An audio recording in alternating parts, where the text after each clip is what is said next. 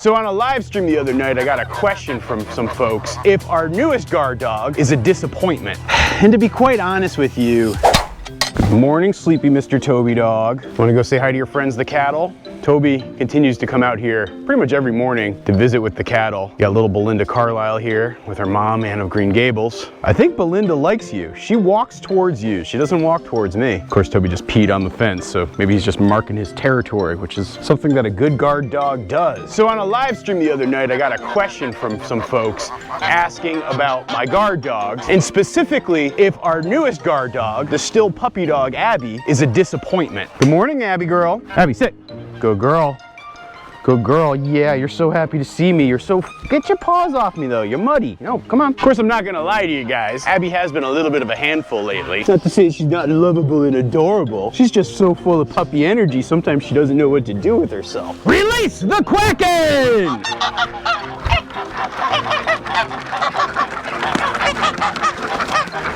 Oh dear, Mother Goose. It seems like you have made a nest in the worst possible spot. It's like you're the troll underneath the bridge. I don't know, Abby. What do you think about that decision? Probably not the best one. I might have to break up your nest there, girl. And in some ways, the comparison between Toby Dog and Abby is quite unfair. Toby Dog is over 2 years old. Abby's just a little over 6 months old. Toby's had a lot more time. He's had a lot more training. And so to say that Toby is better than Abby, in some ways, that is objectively true. Toby is currently a better guard dog than Abby is. There's no doubt about it in my mind. I mean, it's just obvious. But he has a lot of inherent advantages that Abby girl doesn't have. But the real question is, long term, is Abby going to be able to live up to her potential? Is she going to be able to be a successful guard dog on our farm and watch over the ducks and geese and chickens and not create problems? Speaking of chickens, let's check in on our chickens in their mobile chicken house. So last night when I went to lock up the chickens, I actually noticed a problem.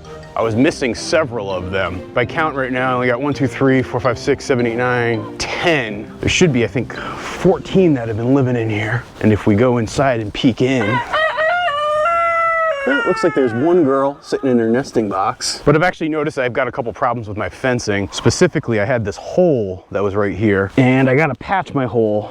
One question people have had is, when you get holes with these fences, how can you patch it? Now, the most effective way to patch it would be to actually use like the patching kits that they come with. But the short-term easy fix is a zip tie. Just use it to close up the hole. And so I feel I have a couple of holes here, and that's how some of the chickens have slipped out. They're now actually up by the old hoop coop. One of the hardest parts about moving chickens to a new place is that they will often try to like migrate back to where they came from, because that's the habit that they're used to. It takes maybe a week or two to break them into their new home. But so far, after several days, I'm very satisfied with how the new home has been working overall. I'll probably move them to another spot in the pasture in a couple of days, not too soon. They seem like they're doing just fine right here. These nesting boxes have been working out perfectly though, I will say that. And generally the poop's been falling right through. This is a much more hygienic way to keep your chickens. The one question I have been asked has been whether or not I would keep my chickens in here in the winter time. The answer is no. This mobile coop is like the summer month coop. So from the months of May through, call it early October, I would have them living in here. But then when we get into the actual winter months here, we'll move them to a warmer spot. I might actually have them still live inside this coop in the winter months. It'll save me from having to break them of the habit of this coop and then retrain them again next year. The new hoop coop that I'm building this summer is gonna be big enough that I can get my tractor in there. And so based on that estimate, it's actually also gonna be big enough so that I can get this coop in there. They'll live inside of this, inside the hoop coop, and that would be warm enough for them. That is the current working plan. Hey, Al Pacino.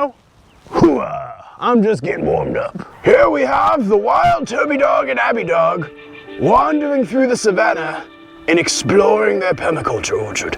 Little do they know it, but some ducks have taken interest in the orchard as well. But meanwhile, the raptors of the savannah also are seeking their prey. It's funny, the ducks are a little bit annoyed that they can't get over here.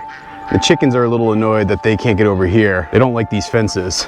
Oh, see this chicken right here? She's actually one of the escapees. She's supposed to be in this flock. Actually, so is that one over there. They're wondering why they're separated from their group. They can't seem to get back. Because I have the fence off, they're trying to get through right now. I'll have to turn it back on. You have fun exploring? Yeah? So in terms of the differences between Toby and Abby, I think probably the biggest one is just energy level. While Toby Dog went through his puppy phase, he never was quite as rambunctious as Abby is, even though he in fact actually had less space to roam when he was a puppy compared to what Abby has. As far as personality goes, Toby Dog is relatively shy and reserved. I mean, that's just the reality of the type of dog he is. That's neither good nor bad, but it plays out in their personality because Abby is not that. She's a wild child. And our permaculture orchard's coming in. Got some of these pine seedlings though I gotta yank out.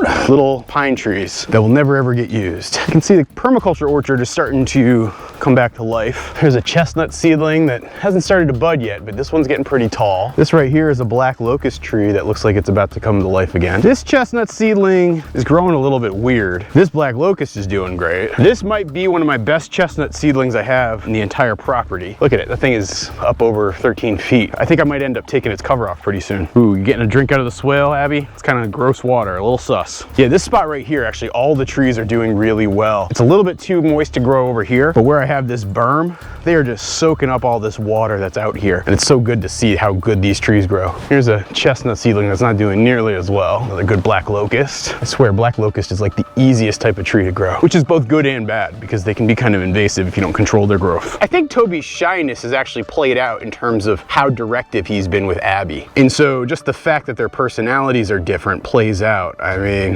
heck, even look at it here.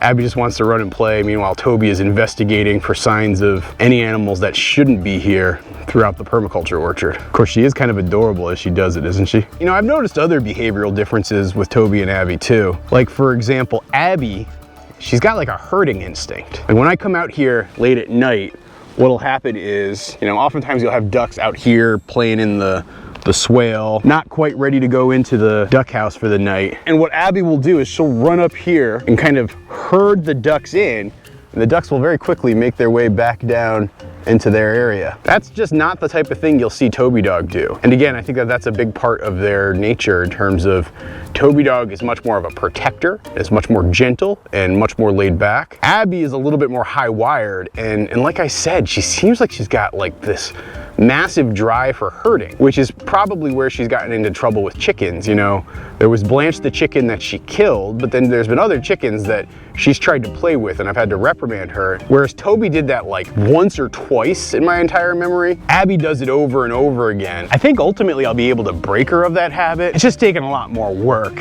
and it does make me wonder about her instincts. And to be quite honest with you guys, I have a decision to ultimately make. I've always said that I'd hope to breed Toby and Abby, but that does not mean that I will breed Toby and Abby. Hey Abby, I was just talking about you. You know, she's got to do a bunch of health screenings, so at 2 years old, I'll do like her OFA screening for her hips and her joints. I'll also do some genetic testing. Then there's also the fact that I have other things to consider. You know, the fact that she had a hernia, that could be a genetic thing, and I got to look into that a little bit more. But then also, does she have the right disposition? Is that the right type of disposition that should be passed on? You know, the way I got into this whole idea of breeding in the first place came from the fact that I truly believe in the disposition that Toby has, where he is the perfect livestock guardian dog for poultry. The jury is still very much out if Abby has the right disposition for that sort of thing. That's not a decision I'm gonna rush. I will take my time to make it and do it on my own terms. I know everybody's very eager to know about my breeding plans, but people need to be patient. It's much more important for me to do this right than to do it quickly or to the satisfaction of others. Speaking of doing things right, to help avoid my chickens from escaping, I'm gonna add these little posts in here to help keep the fence up a little higher, make them less likely to slip out. Hey, look who came to visit me. It's Celebrity Barn Cat Molly Murder Mittens. How are you doing, sweetie? I bet you're hungry and wondering why I haven't fed you yet. Well, I got a couple more chores to do here, Miles. Like specifically, I came out here to check on the pasture. The pasture conditions remain much too muddy still for me to want to put the cattle out here. I really want to get the cattle out here. Like, I really want to get them out here. I want to get them out of their barn area. There's so much green grass out here right now. Like, you can see it. Everything's green. That even if I'm supplementing them with bales of hay, I feel like it would be great to get them out here. I can tell that they want to get out here and eat some fresh hay. But for the sake of my pasture, I don't want to rush it. I feel like there's some very much parallels with my situation with Abby as there are with getting the cattle out here. Behind resilience, patience might be the most important virtue. You can see parts of this have dried out. This whole area here, even as recently as 2 weeks ago, was basically a pond. It's dried out. I plan to put the cattle up there first, but it's still not ready for them. All right, even though it's only 36 degrees,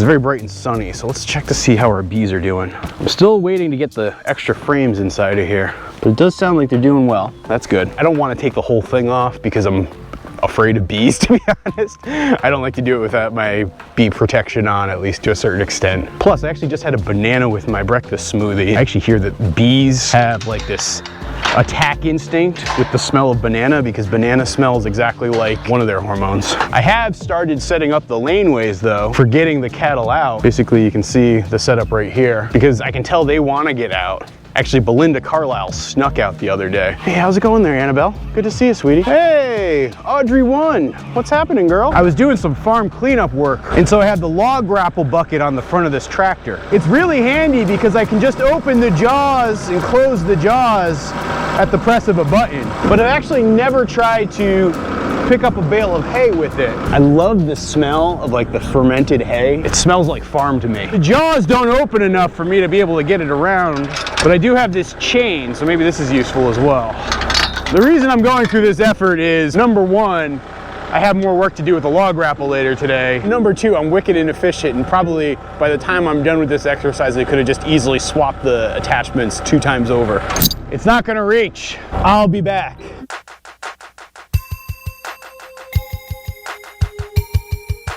All right, this is gonna make it much easier to grab that bale of hay. This contraption right here is what's known as a bale grabber. So using this little control switch right here, I can open and close the arms. This lets me grab the bales of hay and I can give them like a big old hug. So this thing, for some reason, has very sharp corners, like right here. And so I put these pool noodles on there. That way it doesn't rip the plastic on the bales. Now I just need to take off the baling twine right quick. All right, cows. Looks like breakfast is served and you've wasted no time getting in there. In case folks were wondering too, the calves have started to eat hay. They still nurse off their moms, but they're very curious about the hay.